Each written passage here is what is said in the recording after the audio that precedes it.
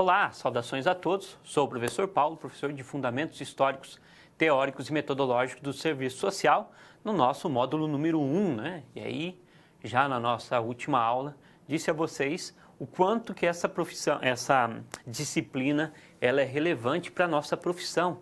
É uma disciplina que busca compreender a origem da nossa profissão, a origem do serviço social, não só no Brasil, mas como no mundo. As correntes filosóficas que fizeram parte da interpretação do serviço social, né, na sua forma de agir, enfim. As correntes teóricas também, que vieram dar o embasamento mais científico para a nossa profissão, certo? E aí todos esses procedimentos metodológicos que emanam dessa fundamentação.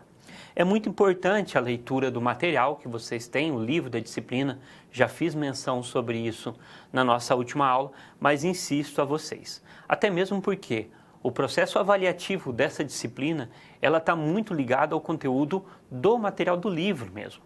Então, gostaria muito que vocês se empenhassem na leitura do livro. O livro está muito bem escrito em relação ao seu conteúdo, bem dividido, tá? Consegue aí congregar os elementos mais essenciais, se podemos assim dizer, dos nossos fundamentos nos seus primeiros passos.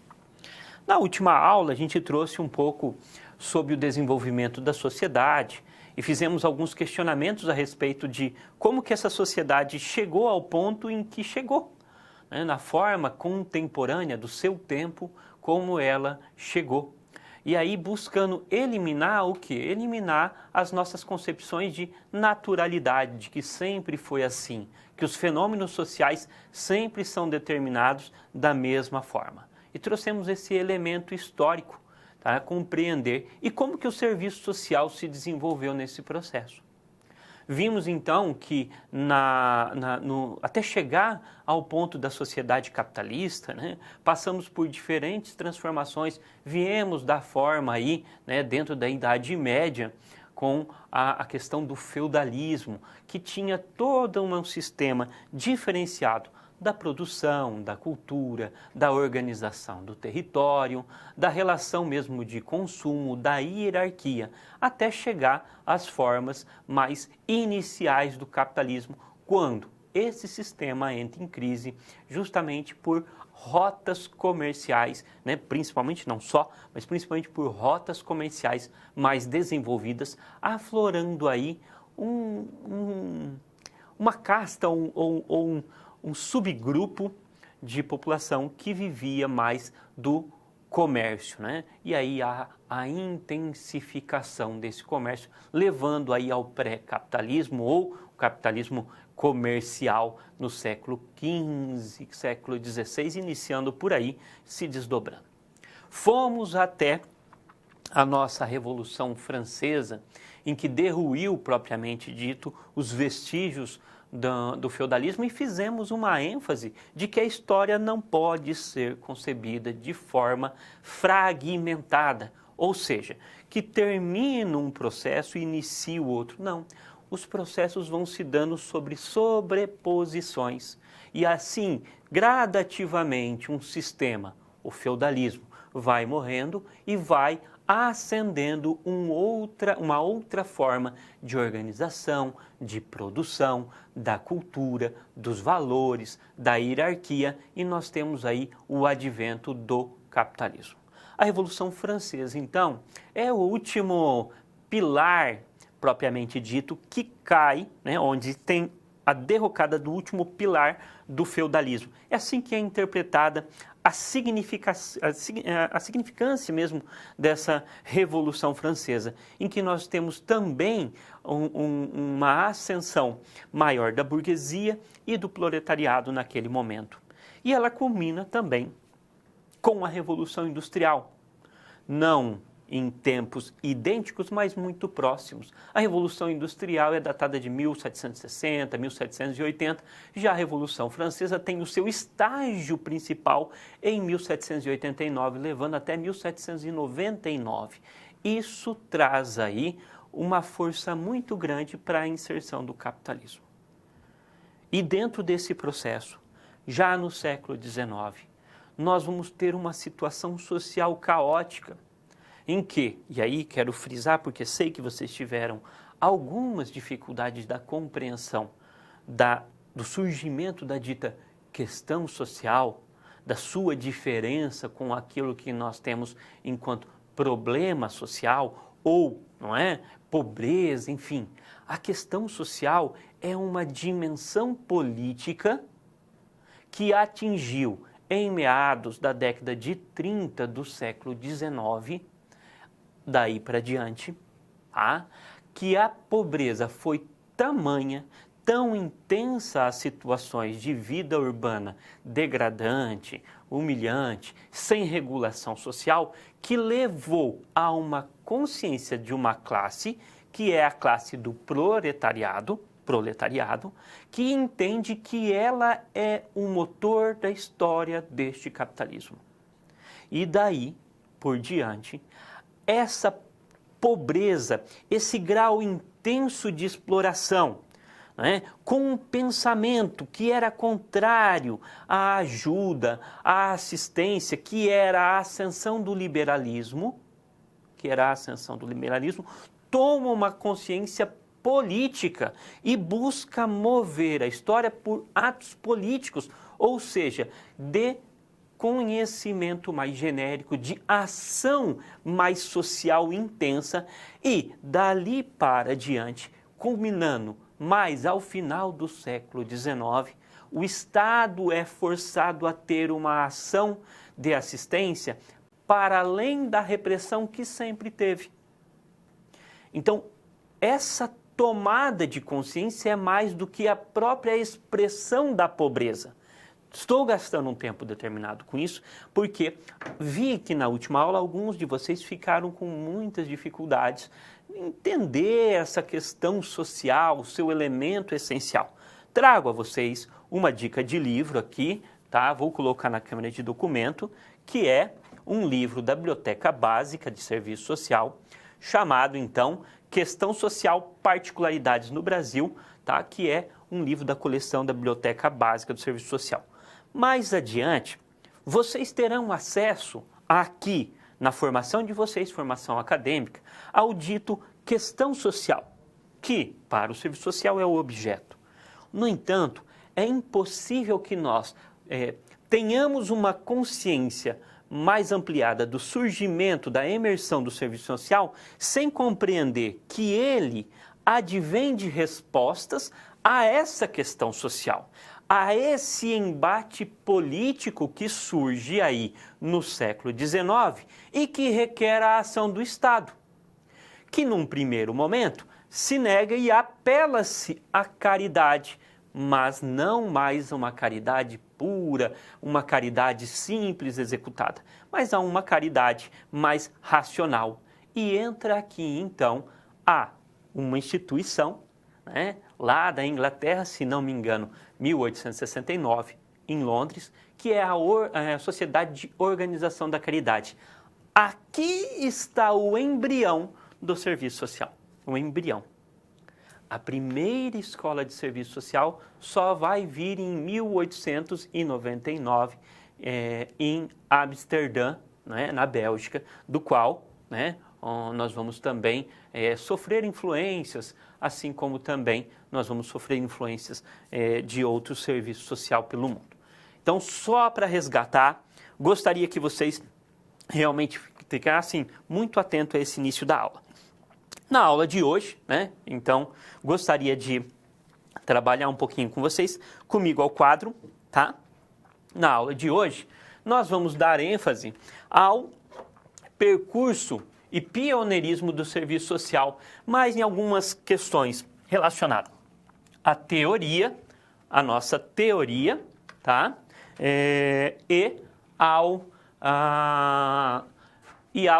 As metodologias que eram desenvolvidas pelo serviço social, tá ok? Então, nós vamos dar ênfase nessa aula, que é conhecer os principais aportes teóricos e metodológicos que deram sustentação para a emersão e consolidação do serviço social, ok? E eu lembro de ter terminado a nossa aula com uma pergunta para vocês que muitos não se sentiram à vontade com ela, que é: vocês acreditam que o serviço social é uma profissão que foi criada por uma classe, a classe burguesa, com auxílio do Estado e com a ajuda do clero, a igreja, para atuar sobre uma outra classe, a classe do proletariado? E muitos responderam que não. E a resposta é sim. Tá? E aqui, hoje, nós destacamos as concepções que fizeram parte, então, do entendimento dos primeiros assistentes sociais, ok? Vamos comigo ao quadro. Bom, a Igreja Católica, ela influenciou, tá, na filosofia do serviço social, muito mais contundente na Europa. Então, a primeira escola de serviço social do mundo é da Europa, e lá, realmente, principalmente o serviço social francês, ele vai ter aí uma incidência muito maior do nosso credo católico, o que nós chamamos de doutrina social da Igreja Católica. Certo de que é uma parte dessa doutrina social do qual é realmente extraído os pensamentos de São Tomás de Aquino, se não me engano, nascido no século XIII, e as suas ideias foram revisitadas pelo Papa Leão XIII, aí em 1791. Então nós vamos ter ali, né, essa revisitação do Papa sobre as teorias, a filosofia de São Tomás de Aquino. Tá? Então, por isso o modelo franco-belga nosso, temos aqui então o modelo francês e da Bélgica, que influenciaram principalmente o serviço social brasileiro. A sua base filosófica, então, é o thomismo e o humanismo. Aí nós vamos compreender um pouquinho de cada uma nisso. Eu me lembro de ter falado com vocês sobre o período do liberalismo. Então, quero retomar isso também. Na nossa aula passada, me lembro de ter introduzido o tema do liberalismo e trazer alguns conceitos de um reverendo, que é Malthus, que considerava que qualquer intervenção do Estado para o auxílio da caridade, para o auxílio de caridade, de fazer caridade junto a essa população, era tido como uma fórmula perniciosa, era visto como algo não bom, era algo ruim. Por quê? Malthus tinha uma concepção e formulou uma teoria de que não haveria alimento suficiente para toda a população. Por quê? Porque ele observava que o avanço na agricultura, na produção de alimento, crescia muito menos do que o avanço da margem da população. Ou seja, o número de população aumentava significativamente mais do que o tanto que se poderia produzir. Então, se utilizasse dos recursos que se tinha na sociedade para dar vazão à caridade, isso seria então contra o trabalho. E como já ia faltar alimento mesmo, teoria de Malthus, né, isso não era justo para aqueles que trabalham. Então, ele trabalha muito e influenciou como uma teoria evolucionista, em que aqueles mais fracos, inaptos para a sociedade capitalista, deveriam perecer. Ideia daquela época, início do século XIX, se não me engano, 1811. Todo esse processo, aliado a uma crise, que o capitalismo ele vem de crises de superprodução, não é? E ele não consegue alocar os seus recursos que realiza, né, as suas matérias que produz, vender no mesmo grau que produz. Ele não consegue vender o nível de produtos na mesma capacidade de produção. Então isso leva a uma crise de superprodução em relação ao comércio. Isso vai se florescendo, e o capitalismo tem essas ondas cíclicas mesmo, a ver como, por exemplo, a crise de 1929. Né? Então, há períodos de crise no capitalismo.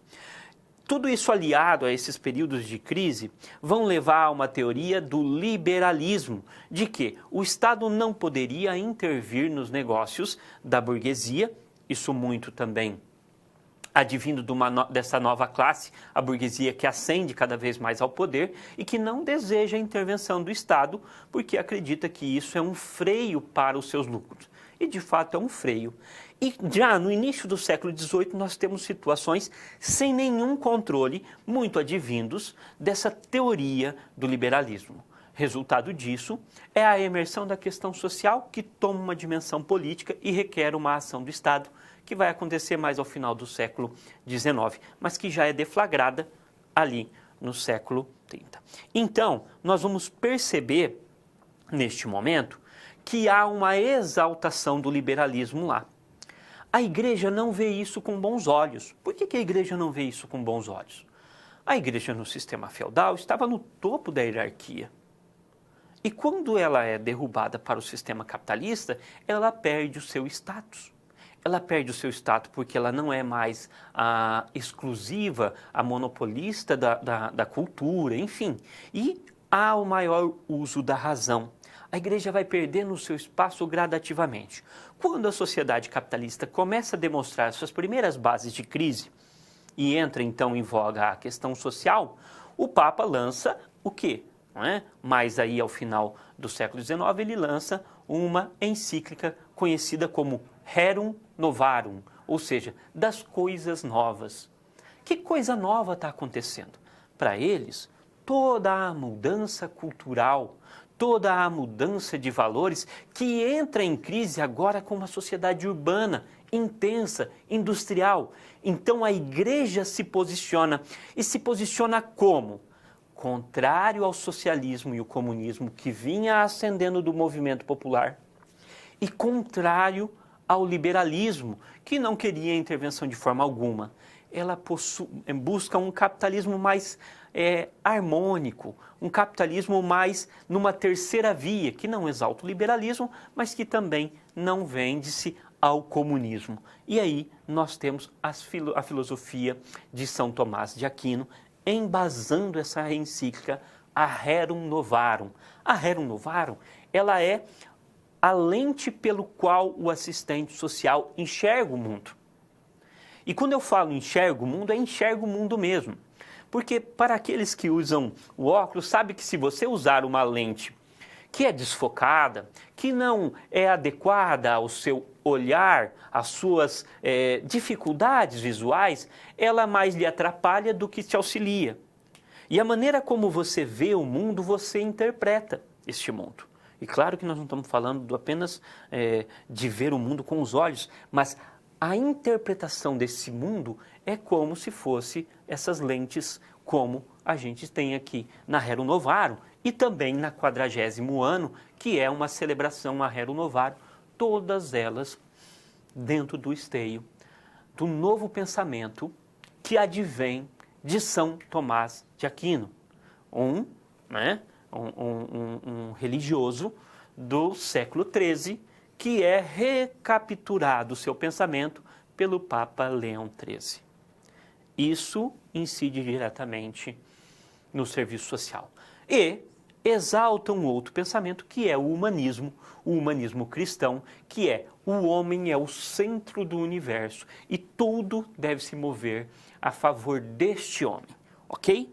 Então, nós agora voltamos ao quadro para nós recuperarmos este pensamento. Bom, nós vamos perceber, e eu disse isso a vocês, que a primeira escola de serviço social no Brasil é de 1936. A primeira na América Latina é de 1925. A primeira no mundo é em 1899 em Amsterdã. A de 1925 na América Latina é no Chile, em 1925, como já disse. E a primeira brasileira é em 1936 no Brasil, na Pontifícia Universidade Católica, tá, de São Paulo. E depois nós vamos ter no Rio de Janeiro, em 1937, a outra escola de serviço social brasileira. E daí por diante, nós vamos ter diferentes escolas em diferentes estados. No entanto, até 1954, não existia necessariamente uma legislação que falasse o que deveria ser estudado dentro do serviço social. E não existia uma legislação que regulava. Mas, de fato, o que tem que ter dentro da escola de serviço social? Ainda que cada escola tivesse o seu currículo, não havia uma delimitação de um currículo nacional, um currículo mínimo nacional, que pudesse ser agregados com outras disciplinas. Então, este decreto, ele vem somando os esforços de diferentes encontros, desde 1947, se não me falha a memória, que já coloca essa problemática de não se ter uma base curricular única para o serviço social desde aquele período, e que, desde 1936, e que vai culminar em 1954 com a regulação da nossa primeira base curricular de caráter nacional. E quem assina isso é Getúlio Vargas. Getúlio Vargas, quem implantou o serviço social no seu governo, também vai aqui determinar o nosso currículo mínimo do serviço social brasileiro. E é claro, nós vamos perceber dentro desse currículo a sua base filosófica e sociológica.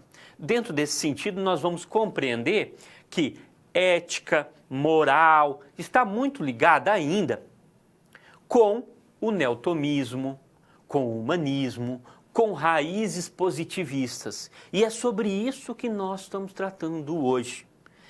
Essas lentes que interpretaram o mundo e que serviram de base para o serviço social compreender a sua realidade e atuar.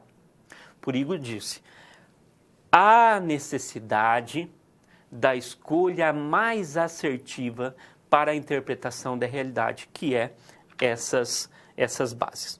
Vamos ver um pouquinho agora do neotomismo. Vamos comigo no quadro. Bom, o neotomismo, então, como disse, é uma doutrina da Igreja Católica, uma doutrina social da Igreja Católica, que advém, então, de São Tomás de Aquino, um religioso nascido, então, em 1200 e, se eu não me engano, 1225. Enfim, vou evitar de colocar, mas que viveu uma vida curta, relativamente curta, de 49 anos apenas, mas que era algo que conseguiu utilizar ali a religião e aproximar a fé e a razão, o que até então eram inconciliáveis. Por quê?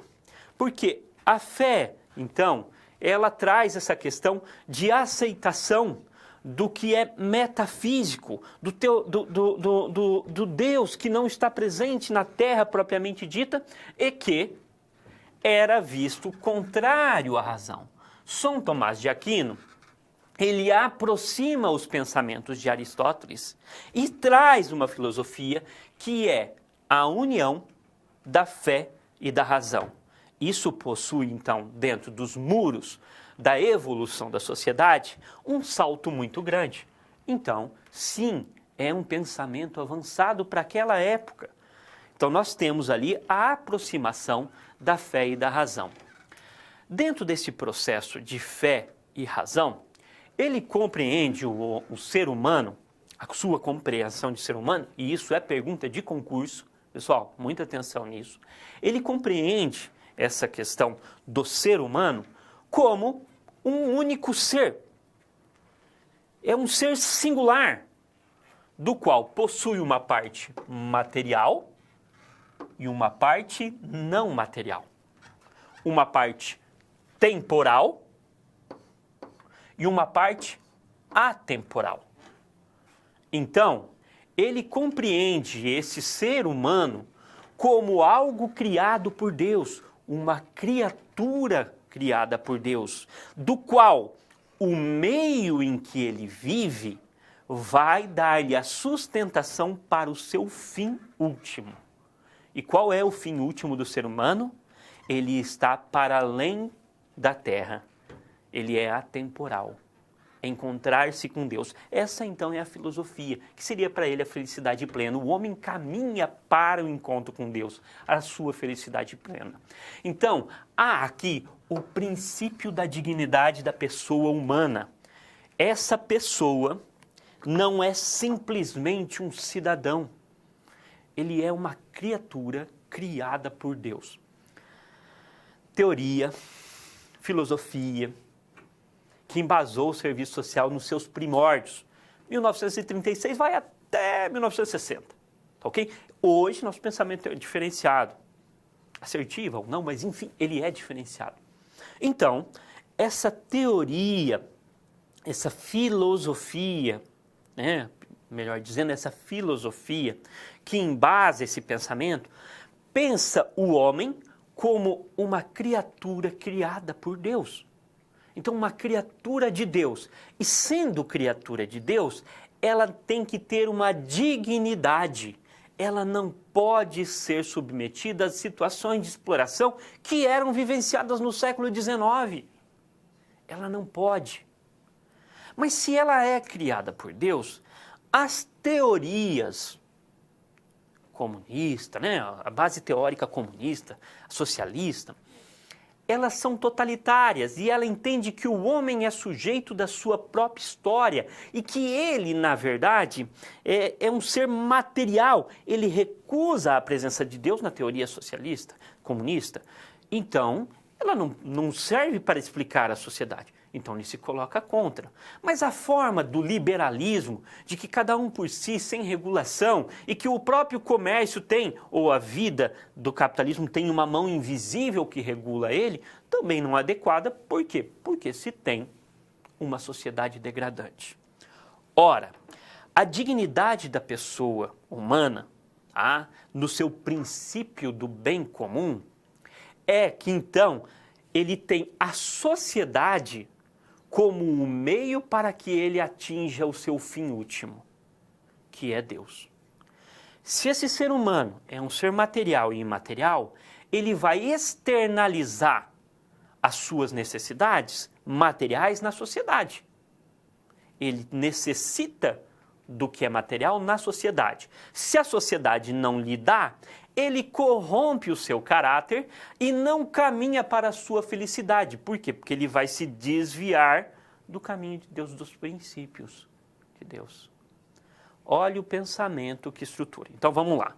O ser humano é um ser criado por Deus, dotado de corpo e alma. Para isso, então, é necessário que ele tenha, ou que ele busque, dentro da sociedade, um bem comum, que satisfaçam as suas necessidades. A sociedade é vista, então, como um meio para atingir o ser ou a finalidade suprema dele, que é caminhar para Deus. Ok. Se dentro desse contexto ele não tem as condições mínimas, há então que se contar o contexto, mas também a pessoa. Então se combate o socialismo, mas se combate o liberalismo também. Ideia, tá? Dessa questão mesmo do neotomismo. Vamos comigo ao quadro para que a gente possa compreender melhor esses. Então entendemos o princípio da dignidade humana, concebemos então que esta sociedade, né, caminha para um bem comum, então não compreende as classes como uma contra a outra, tal como compreende a teoria social crítica. Ele compreende que o homem é um ser social e que encontra-se a sua necessidade satisfeita em comum dentro dessa sociedade, né? Que há uma noção de autoridade, ou seja, cada pessoa possui o seu lugar na sociedade. Cada pessoa. Tem pessoas que nasceram para serem líderes e tem pessoas que nasceram para não serem líderes, que nasceram para ser mão de obra. Então, há uma submissão a essa autoridade. Muito advindo também das concepções de Aristóteles. Ok? Então, toda a autoridade advém de Deus. Não é justo, por exemplo, que eu me rebele contra o governo. Por quê? Porque se ele é o governo, se ele é o presidente, essa autoridade veio dada por Deus. E dessa submissão e subalternidade o serviço social padece até 1960. Tá? Falamos já de corpo e alma, falamos de fé e razão, tá? E ela vai iluminar então as práticas do serviço social brasileiro de 1936 até 1960. Essa explicação não substitui a leitura do livro, que eu quero que vocês façam, e aí vamos aprimorando, a gente vai conversando cada vez mais sobre essa questão. Mas é importante, então, que vocês compreendam as lentes pela qual o serviço social está enxergando o mundo.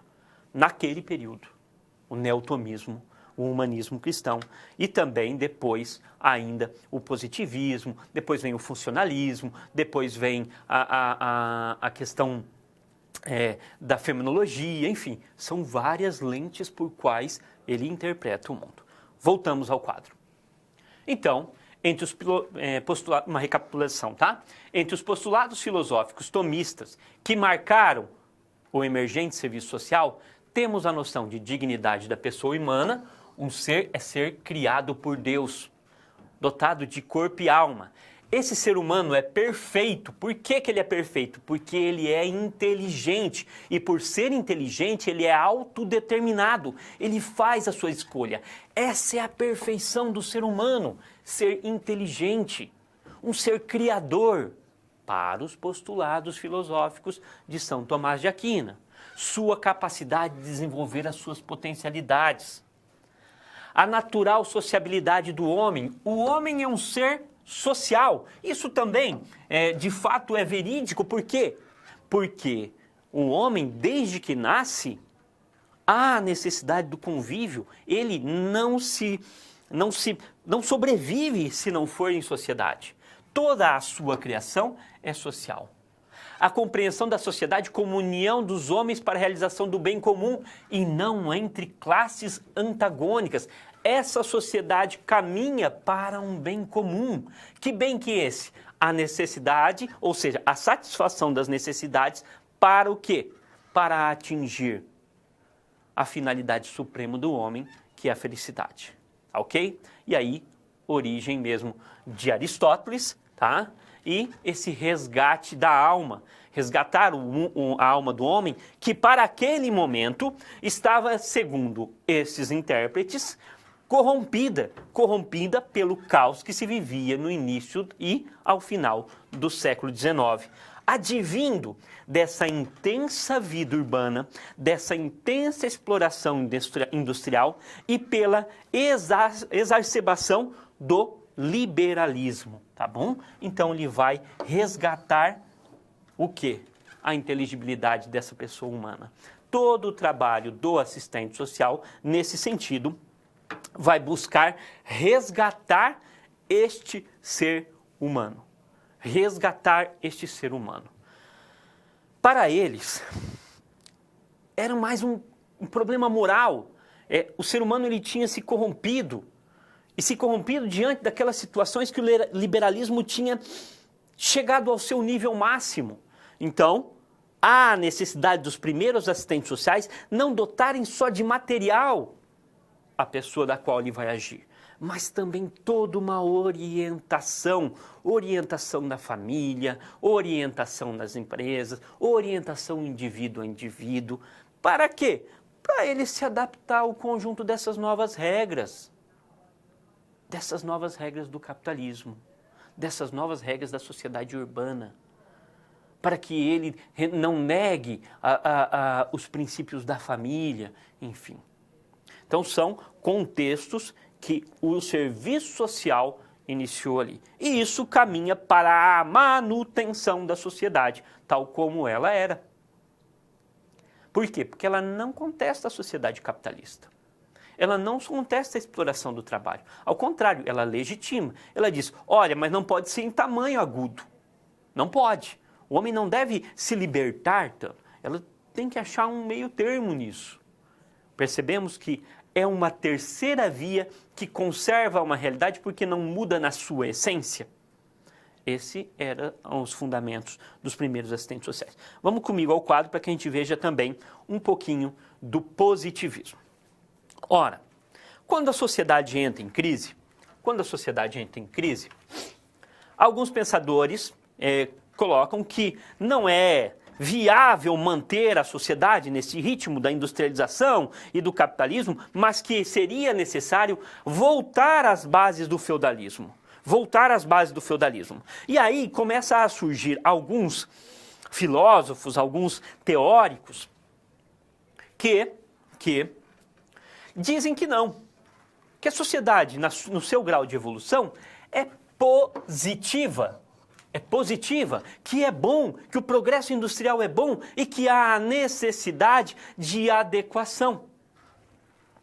Que há, sim, a necessidade de substituição da moral religiosa pelo uso da razão. Em 1758, nós vamos ter um dos grandes fundadores desse pensamento, que é Auguste Comte, não é? Comte, ele diz, então, que há sim a necessidade de substituição da moral religiosa. E ele vai buscar uma imparcialidade. Ele diz que essa sociedade, ela tem que ser interpretada de uma forma imparcial, mais externa, sem tantos sentimentos. Mas ele vai trazer a questão da observação, do distanciamento com o fenômeno, para daí então interpretar este fenômeno. O que até então aqui é novidade, porque ele traz a demonstração dos fatos para que se chegue a uma conclusão. Então ele dá um embasamento mais teórico do que outros. E traz esse elemento não só do pensamento, mas da constatação do fenômeno. E demonstra este ponto. Tá? E ele vai dizer que essa sociedade deve caminhar e caminha para o equilíbrio. Que hoje ela está em crise, mas que ela caminha para o equilíbrio. Então é uma ciência positiva, que vê essas transformações de modo positivo. Ok? Vamos comigo ao quadro para que a gente não fuja ao pensamento. Então, essa teoria vai influenciar o serviço social. E ela diz que essa sociedade caminha para o êxito. Toda a ação do serviço social, nesse sentido, vai tentar ajustar aquele homem ao meio que ele está, e não o seu meio à necessidade do homem. Então, os cientistas sociais criaram, então, uma nova moral, a moral científica. Tá? E que garante a ordem social. Uma dos seus pensamentos, né, é essa ligação de que a sociedade tem um pensamento e tem uma explicação para além dos desejos do homem. Que há uma ciência natural que caminha independente dos desejos do homem. Ela tem a sua regra a cumprir. E aí há a necessidade da ordem e a necessidade do progresso. Se a gente olhar a frase positivista, ordem e progresso. A ordem por quê? Porque há uma lei natural que rege as coisas. E essa lei, então, vai levar ao nosso progresso. Segue-se as regras para que nós tenhamos progresso. E as regras, então, elas vão aprisionando a interpretação do homem nas nossas concepções críticas. Vamos voltar ao quadro. Então, é aqui uma busca de analisar as coisas sem tanto essa interferência de raciocínio, sem ligações mais com fatos. Há a necessidade, então, de demonstrar com fatos esses fenômenos. Há o fortalecimento dos costumes da burguesia, tá? Este culto da autoridade é mantido, né, pela ordem das coisas, tá? Reforça-se o autoritarismo e a dominação. Há, então, o desenvolvimento de medo e submissão, para que a gente não caia na desordem, e um distanciamento entre os que decidem e os que fazem. Por quê? Porque cada qual tem a sua função no mundo, cada qual tem o seu local e as suas tarefas a cumprir. Ok? Nós temos uma atividade e nós já retornamos.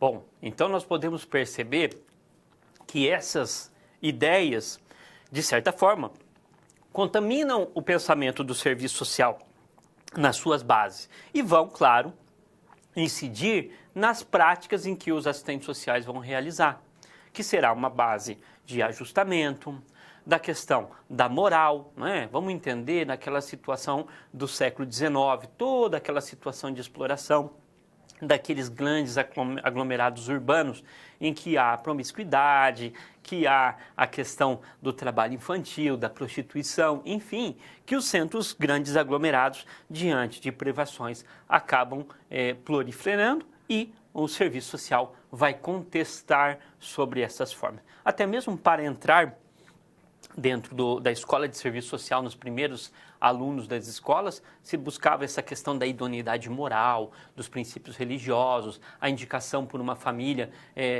ou por alguém que tinha aí um prestígio dentro da sociedade, enfim.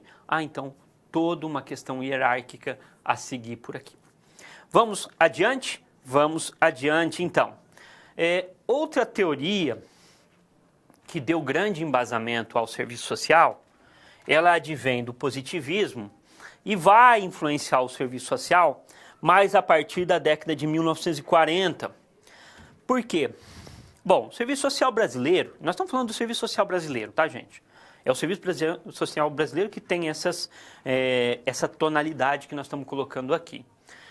A partir da década de 1940, há todo um empenho do governo dos Estados Unidos em tentar influenciar cada vez mais países subdesenvolvidos para evitar que eles se alinhem ao bloco comunista, ao socialista, melhor dizendo, tá? E que se dissemine, então, um processo de cooperação. Então, a partir de 1941, nós vamos ter aqui o desenvolvimento de assistentes sociais que vão estudar nos Estados Unidos e fazer, então, serem bolsistas para trazer experiências e fazer uma mescla com o serviço social norte-americano. Lembra que a origem do serviço social brasileiro é francesa e da Bélgica, né? Por isso o modelo franco-belga. O serviço social norte-americano vai influenciar o serviço social brasileiro a partir da década de 1940. De 1940 em diante, então 1941 para frente. Então esses assistentes sociais vão fazer lá seus estágios, vão fazer desenvolver os seus estudos lá e vão trazer tanto teorias quanto outras formas de metodologia do serviço social.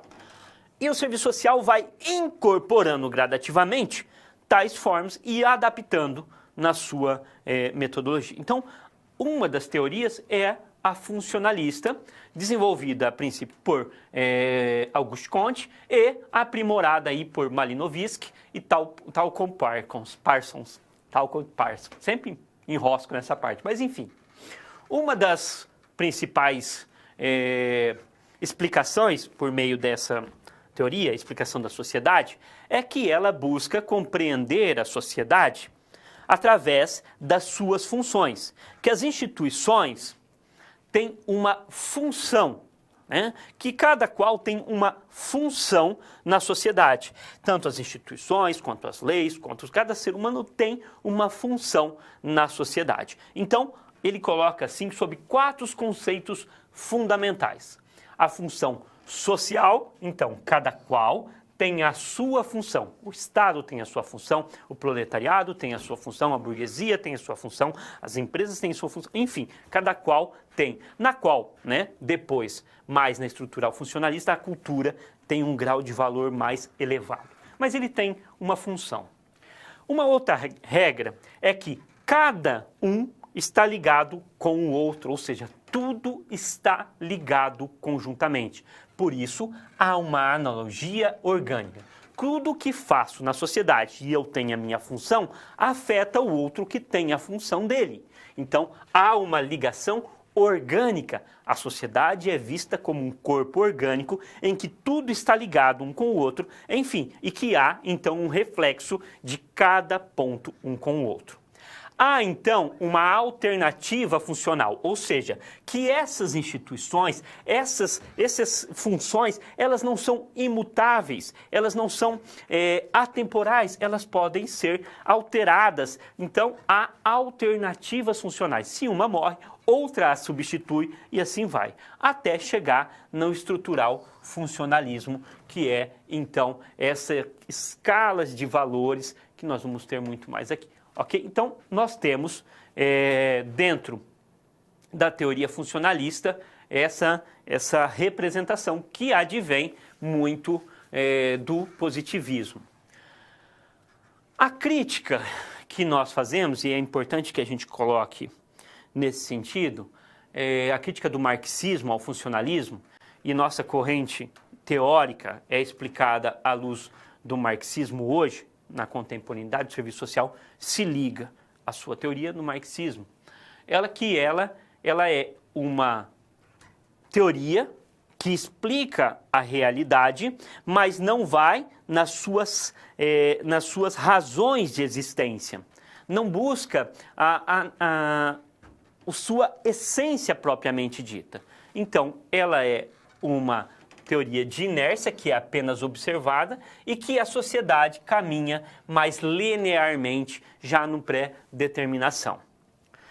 A crítica dentro do serviço social, que você só está fazendo um ajustamento ao meio, sem a questão de alteração da realidade. Então, de fato, você trabalha com questões paliativas, mas nada muda a uma reprodução contínua do grau de exploração, de submissão e do grau de vulnerabilidade social.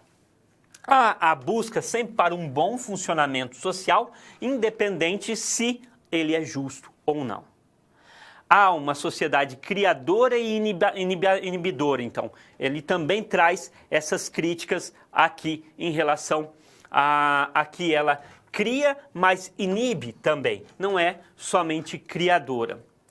Uma reintegração das relações institucionalizadas, como se tudo estivesse ligado com tudo e que não necessariamente isso acontece. E um desempenho individual e grupal. Então, o pensamento do serviço social vai trabalhar dentro do ajustamento ao meio, buscando o bom funcionamento social. Essa sociedade ela é criadora, mas também é inibidora. Há uma integração das relações institucionalizadas e o desempenho individual e grupal. Isso vai trabalhar, então, a questão do funcionalismo.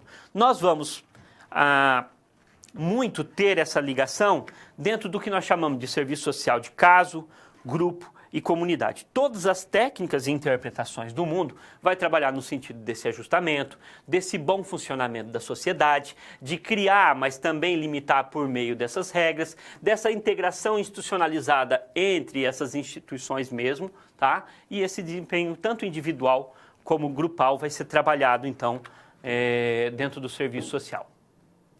O humanismo também, tá? É uma outra corrente aqui que vai influenciar o serviço social e que tem também aí grande incidência. Há diferentes formas de humanismo que influenciaram o serviço social, tá? Há, então, inúmeros que ele vai diversificar realmente em ramificações desse humanismo.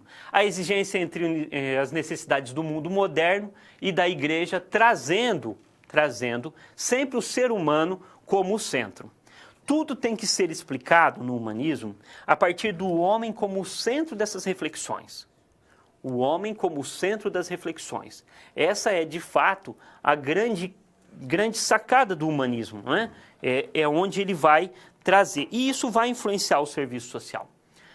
Por quê? Porque, independente do que se interpreta de sociedade, o ser humano tem que ser o centro das relações. E há, então, toda uma desconsideração do seu meio também. Isso contamina o serviço social de certa forma, ok? Então, há diferentes correntes desse pensamento humanista cristão que vai embasar o serviço social também. Comigo ao quadro.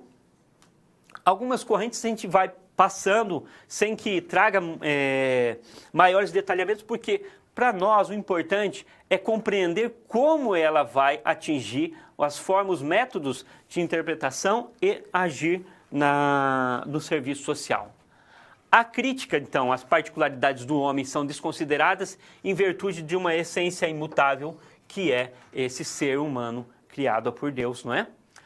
Valor absoluto do homem, independente do meio, já falei isso, tá? E as injustiças sociais são frutos, então, de um egoísmo e não de um sistema. São frutos do desvio de caráter, né? Dos desvios dos princípios da fé, que levam, então, à injustiça social.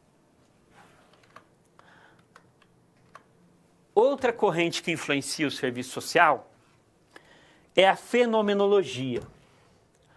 A fenomenologia vai ser tratada dentro do serviço social, dentro do que nós chamamos de movimento de reconceituação.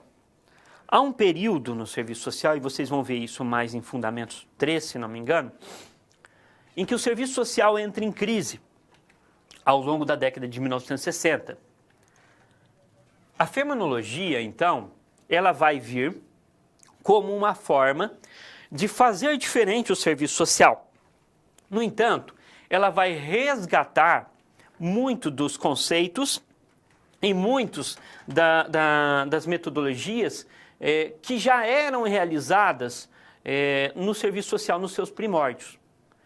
Ele é tido como um processo mais conservador, mas que vai influenciar também dentro do serviço social, dentro do que nós chamamos de movimento de reconceituação.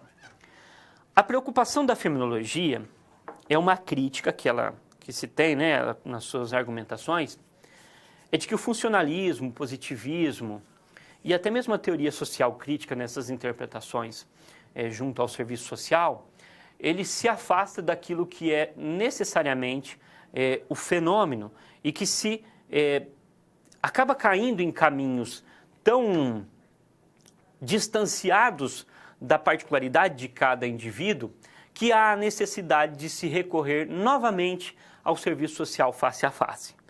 Então essa preocupação dele é, na verdade, não de buscar a cientificidade das coisas, mas de mostrar para o sujeito quais são, e aí volta-se a palavra cliente que foi usada no serviço social lá em 1936 em diante, e que depois foi colocado em cômputo usuário, ele volta, então, ao cliente, levar o cliente, que ele possa compreender os seus problemas. Possa compreender os seus problemas por meio do diálogo, por meio dessa questão mesmo da demonstração deste fenômeno, num processo mesmo dialógico, que ele vai trazendo numa relação quase que sem hierarquia, assistente social e cliente vão então contextualizando o seu cotidiano e trazendo até encontrando junto o problema que afeta o indivíduo, que está centrado nele e não no seu meio, não na sociedade, ele possa encontrar o caminho. Então, é uma corrente teórica que busca mostrar a essência das coisas, do seu fenômeno naquilo que está acontecendo e para que você mesmo, e com o auxílio de outros, possa trabalhar neste fenômeno, ok? Voltamos ao quadro. Os seus fenômenos, então, seu objeto são os fenômenos vividos pela consciência.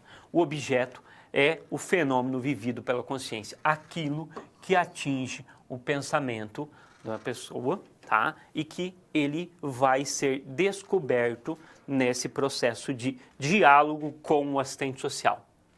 Não separa as dimensões internas e externas, ele até confessa que, sim, as situações externas interferem no cotidiano interno, interferem nos processos internos, mas que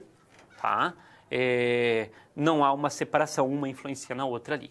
O método, como já disse, é um método dialógico até encontrar a situação problema, e dentro dessa situação problema arruma caminhos com ele para superar. Nós vamos ver isso possivelmente em Fundamentos 3, estamos passando o caminho que o serviço social tomou. Em Fundamentos 3, vamos tratar um pouco mais a fundo disso, tá? O importante é vocês compreenderem que este é um caminho revivenciado pelo serviço social no final da década de 70,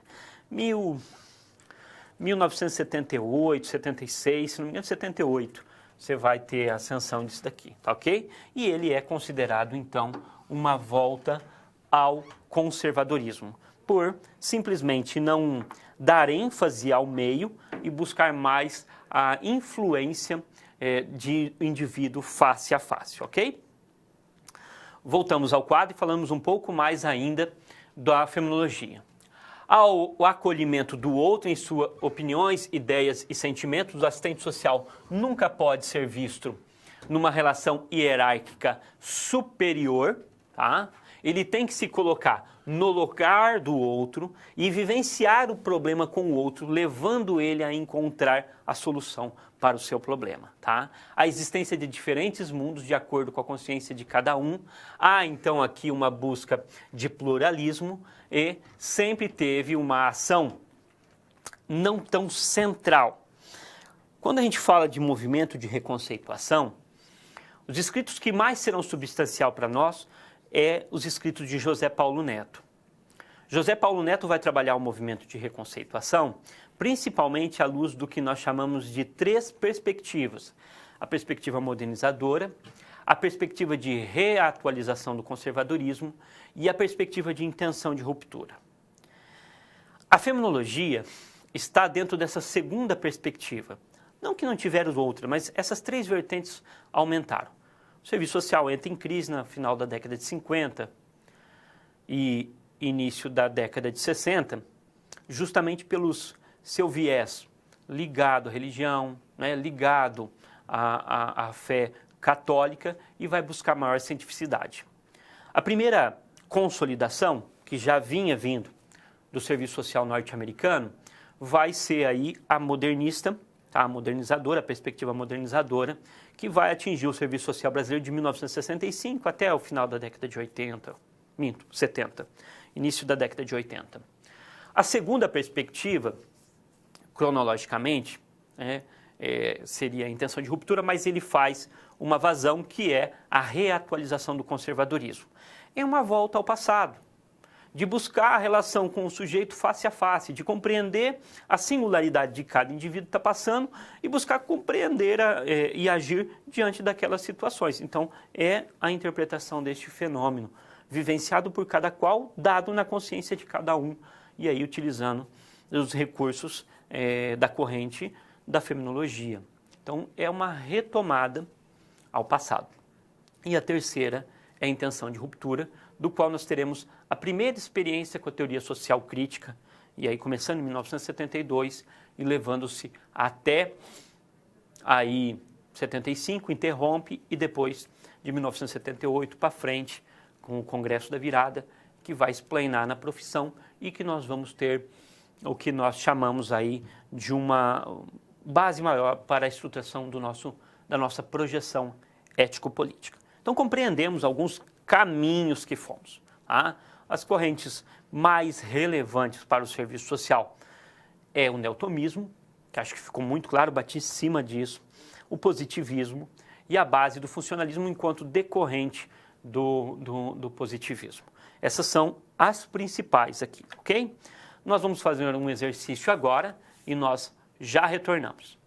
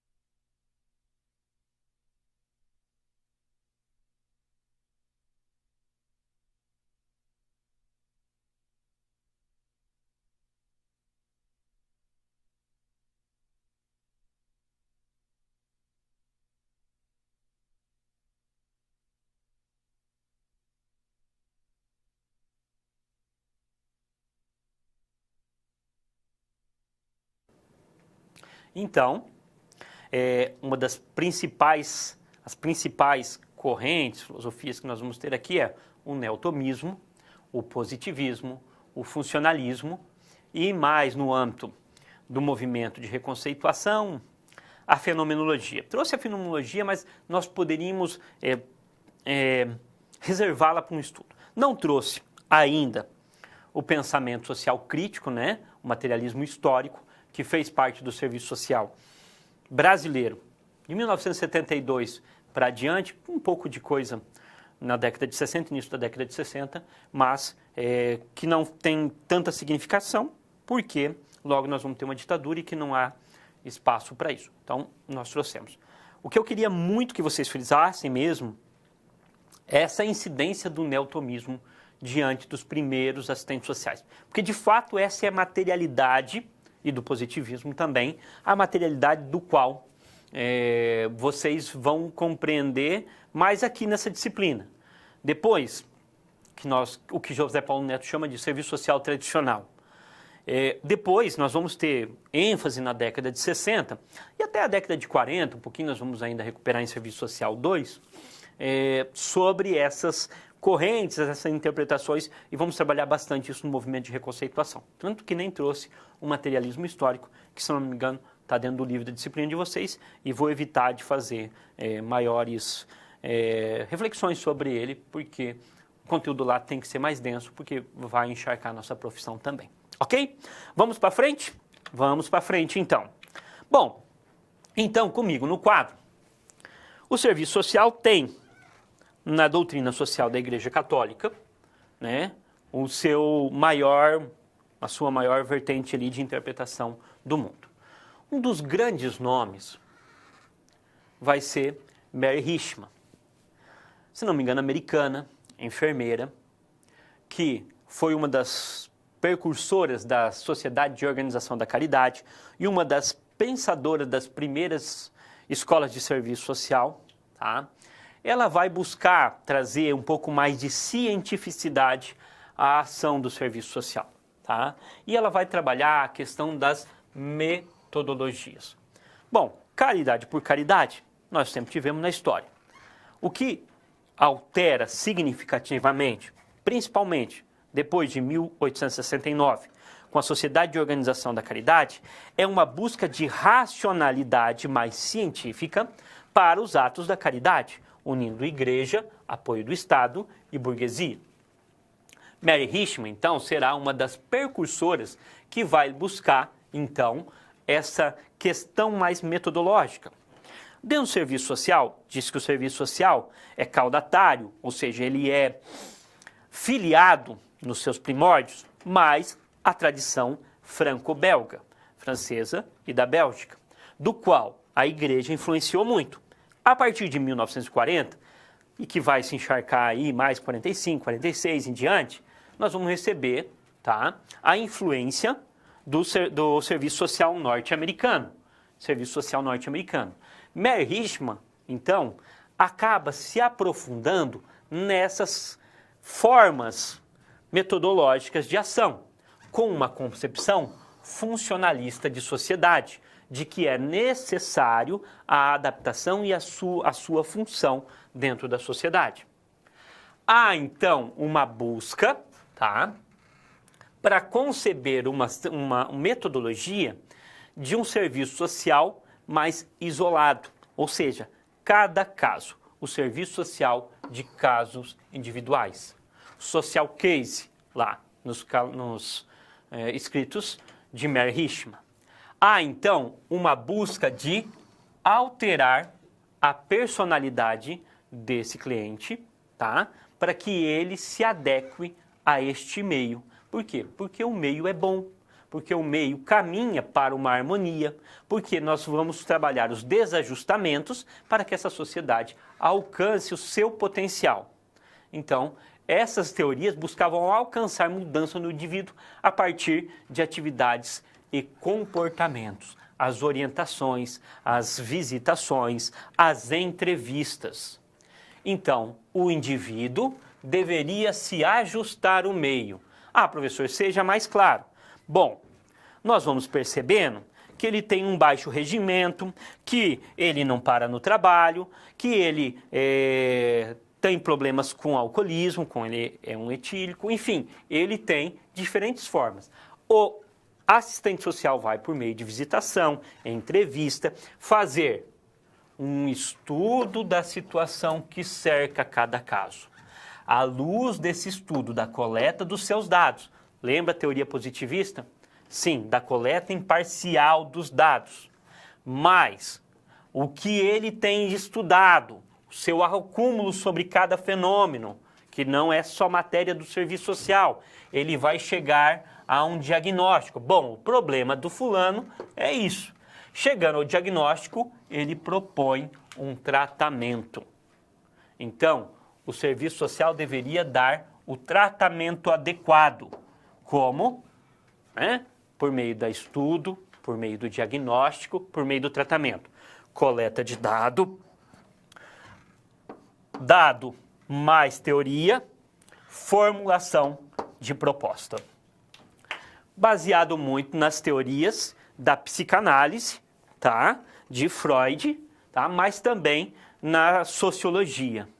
O meio externo é sempre secundário, ou seja, não importa se ele ganha pouco, não importa se o trabalho é extenuante, não importa se ele tem condições de vida, de habitação muito ruins, ele pode até entender que isso incide, mas ele não é tão determinante assim. O que tem que se buscar é a busca do caráter, certo? Sempre trabalhava também com processos complementares, como outra metodologia. E aí, caso, grupo e comunidade. Então, este foi o serviço social de caso. Quem que é o grande nome do serviço social de caso? Meyer-Richmann. Como é a fórmula? Estudo, diagnóstico, tratamento. O serviço social de grupo. Origem norte-americana também. Serviço social de grupo. Tá? Bom, ele concebe que o ser humano é um ser sociável.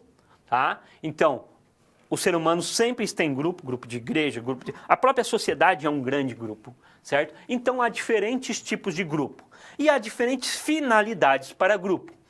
Grupo de conscientização, grupo de tratamento, grupo daquilo e de outro. Existem diferentes formas de grupo. O serviço social vai trabalhar com aqueles grupos que são voluntários, ou seja, que ele convida para determinada atividade e há uma adesão voluntária. Dentro dos registros curriculares, lembra que nós não tínhamos um currículo nacional normatizado. Então, dentro dos currículos das escolas de serviço social brasileiro, nós vamos identificar a inserção desses currículos, o serviço social de grupo na inserção desses currículos, desde 1947. Tá? Então, ele vai começar a fazer parte que era necessário. Qual que era a ideia? Tá? A ideia, então, era agrupar as pessoas, levá-las sob consciência de determinadas situações, divulgar determinadas situações, para que elas próprias possam, com o convívio umas com as outras, saírem das suas situações e viverem melhor. Este é um crescimento das pessoas e pelo grupo, com diferentes propósitos, tanto com influências sociológicas, matriz funcionalista positivista, da psicologia, da pedagogia, tá? Então, nós vamos ter o serviço social de grupo. É um processo terapêutico e disciplinador. Olha que um das grandes formuladoras desse método coloca. Método de serviço social que ajuda os indivíduos a aumentarem o seu funcionamento social, através de objetivas experiências de grupo e a enfrentarem de modo mais eficaz os seus problemas de grupo e de comunidade.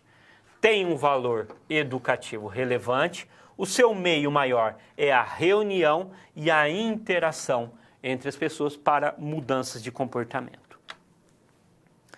Uma outra metodologia do serviço social foi o que nós chamamos de organização de comunidade, desenvolvimento de comunidade e serviço social de comunidade.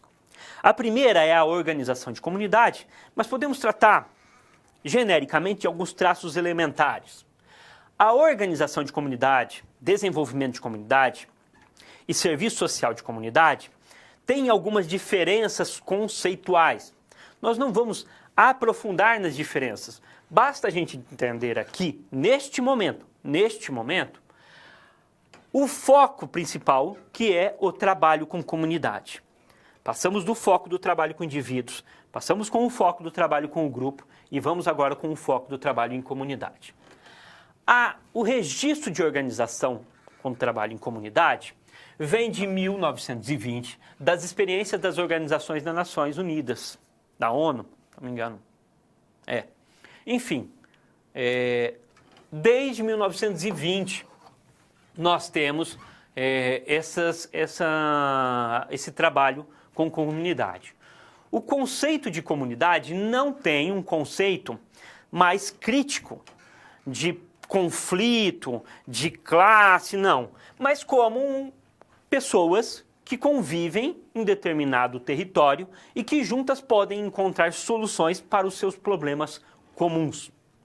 Então há uma adaptação ao meio, o ajustamento e uma coesão para que eles solucionem o seu problema junto. O objetivo principal era a reconstrução da pequena comunidade nas áreas urbanas e rurais. Mobilizá-la dentro dos seus recursos, articulá-las, buscar trazer orientação e dotá-las dos recursos para o bem-estar. Há uma ação aqui de cooperação. Conforme o trabalho de comunidade vai se desenvolvendo, ele vai tomando uma tonalidade mais crítica, ora sim, ora não, ora sim, ora não, mas chegando até mais crítica. Então nós vamos ter, dentro do desenvolvimento de comunidade, depois, a ação também com o Estado. Por enquanto é só a ação com a comunidade. Depois, junta-se Estado e comunidade. E depois aí vai na busca mesmo, não só da adaptação, mas de um processo mais emancipatório. Esse conceito mais emancipatório, vai atingir o serviço social da década de 60 adiante. Muito mais com concepções críticas de que a sociedade, que poderia, a comunidade poderia se juntar e junto trazer as suas problemáticas e reivindicar do Estado ações mais estruturantes. Até aqui não. Elas vão encontrar a sua própria saída, ok? Voltamos ao quadro. Nós temos agora uma atividade, tá? Eu quero que vocês, em pequenos grupos, debatam sobre o explanado até aqui e respondam. Em que situações as primeiras assistentes sociais utilizavam a metodologia de casos individuais? Ok? E nós já retornamos.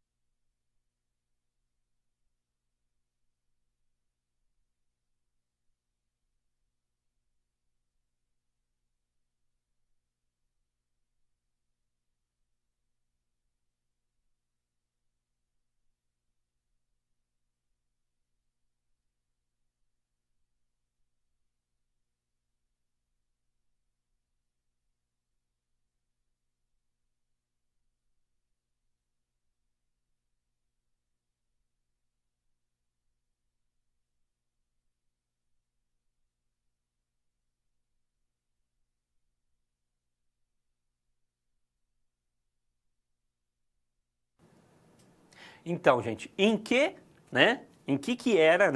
situações as primeiras assistentes sociais utilizavam metodologias de casos individuais? Problemas mesmo de desagregação familiar, alcoolismo, enfim, problemas que pudessem ter uma mudança desse caráter da pessoa e uma adaptação ao meio, ok? Nós temos mais duas lâminas que ainda trabalham a questão do serviço social de grupo e também o serviço social de comunidade. voltamos ao quadro. Então, quais são os princípios gerais? O homem é um ser social, certo? Tanto a filosofia neotomista já colocava isso, como também a teoria social crítica defende isso. O homem é um ser social.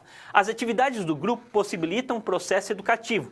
Sim, de fato, hoje ainda possuem processo educativo, mas são encontrados como metodologias, não propriamente um serviço social de grupo. São ferramentas para atingir determinados fins. Então, ainda hoje trabalhamos com grupos, tá bom? Possibilitam a interação dinâmica, social dinâmica, permite crescimento pessoal, mudança de comportamento e desenvolvimento de potencialidades. É um instrumento básico deste método, a reunião de grupo, que geralmente é definido o seu objetivo junto com este grupo, realizado um planejamento com este grupo e a operacionalização e a avaliação devem ser divididas com o próprio grupo para trazendo essas responsabilidades, trazendo os comportamentos, o grupo propriamente se educa. Há um caráter terapêutico e preventivo, por exemplo, treinamento de mão de obra, tá? Foco em tornar os indivíduos ajustados ao capitalismo. E ainda, nós temos algumas outras considerações sobre o serviço social de comunidade. Os assistentes sociais eram preparados para utilizar técnicas de desenvolvimento da comunidade, identificação dos líderes, visitas domiciliares, convocação e reunião de grupo, promoção de cursos livres, atividades de lazer. Tudo para que pudesse chegar às finalidades que a comunidade desejava. O instrumento básico, realização de projetos concretos determinados pela comunidade. Asfalto em rua, construção do centro comunitário, construção de creche. Isso vai despertando um espírito cívico dentro de cada comunidade. No entanto, há uma tonalidade que ora requer mais ação do Estado, ora menos ação do Estado. Isso no decorrer de cada processo. Eu vou deixar uma atividade para vocês enquanto reflexão, tá, de aula. Em pequenos grupos, faça uma síntese das metodologias tradicionais do serviço social e justifique por que elas são consideradas conservadoras. E aí depois nós podemos fazer as nossas contribuições, ok?